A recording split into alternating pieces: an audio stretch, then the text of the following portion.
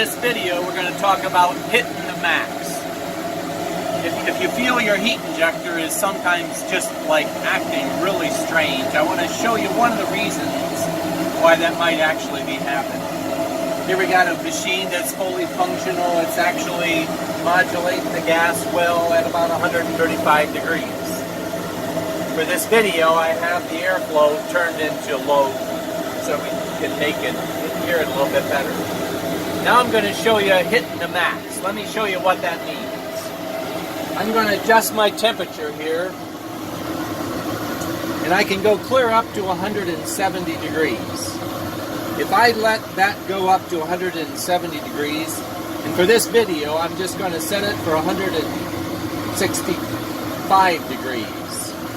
I'm going to show you what happens when it hits 170. There's a range on this thing, so that as soon as that number hits 170, this thing will actually, it didn't hit 170, so it's going to continually stay inside the range. But if it hits the 170 mark, as soon as it hits that, see what happens? Now what it'll do is it'll go into a free fall, and it'll go way down, and now it has to record a temperature lower than that for it to once again re-engage the gas modulation.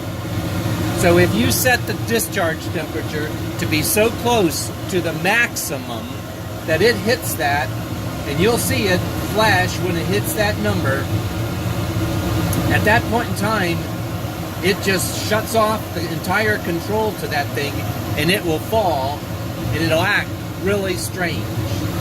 Now in this one, we again have the gas pressure, we have the airflow at low temperature, so you're going to see it kind of modulate.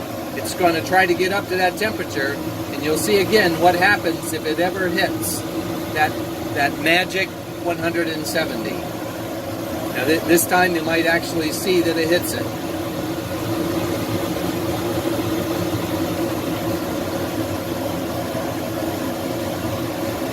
Okay,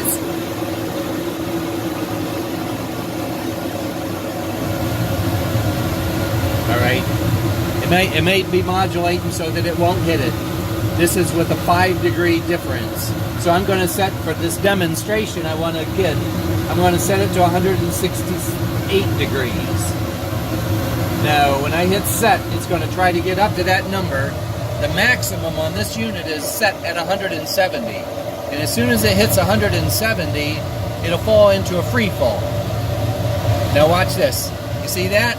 Now it goes from 170, and the discharge temperature will fall clear down to 124 degrees before it'll start to re-engage that gas modulation.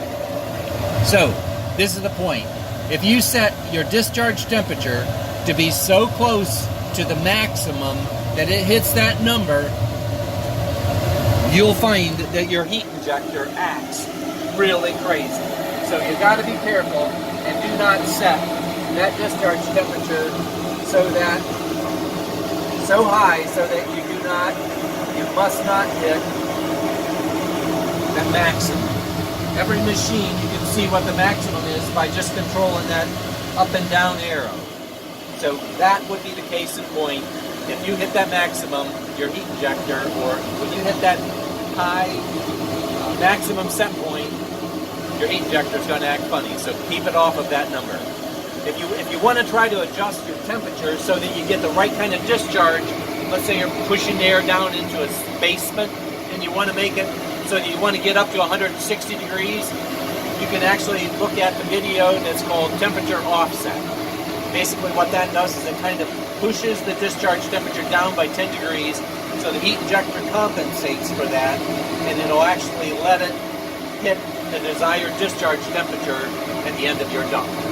So again, see that temperature offset video if you need to do that kind of offset. But typically bed bugs die at 113, eggs die at 120. You don't need to go into 160 degree discharge in order to kill bed bugs. If you have any questions, you can always visit theheatinjectors.com and leave us a message or call us at 770-529-5640.